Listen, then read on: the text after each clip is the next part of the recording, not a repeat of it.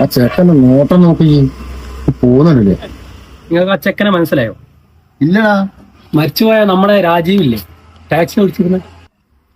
ആ ആക്സിഡന്റിൽ മരിച്ച ഓനുവിന്റെ ഭാര്യയല്ലേ? അതെ. ഒരു 3 മക്കളല്ലേ? മൂത്തോനാവേ? മൂത്തത് വൈശാഖ്, ഇളയത് ദേവിക, അതിൽ ഏറ്റവും ചെറുത അനിയനാണ് ഈ ആദിത്യൻ. അവര് മരിച്ചതിന് ശേഷം ഇവരുടെ കാര്യം വലിയ ഇഷ്ടത്തിലായിരുന്നു. ഏറ്റെടുക്കാൻ ആരും വന്നിട്ടില്ല. ബാധ്യമാവോന്ന് പേടി. എന്നാൽ വൈശാഖില്ലേ വളരെ കഷ്ടപ്പെട്ടാണ് ഇവർ രണ്ടാളെയും നോക്കിയത്. അന്ന് ഈ ആദിത്യൻ വളരെ ചെറിയ കുട്ടിയാണ്. ഒരച്ഛനും അമ്മയും നോക്കും പോലെയാണ് ഈ ചെക്കനെ അവരന്ന് നോക്കിയത്. പിന്നെ ഈ ചെക്കൻ എങ്ങനെയായി പോയി? ഓരോന്ന് മരിച്ചു കഴിഞ്ഞ് പോകും. ഇതൊക്കെ ചെതലായിരിക്കുന്നോണേ ഇങ്ങനെ അരിച്ചില്ലാണ്ട് ആവുള്ളൂ. ഇവനല്ല ഇത് മീന്.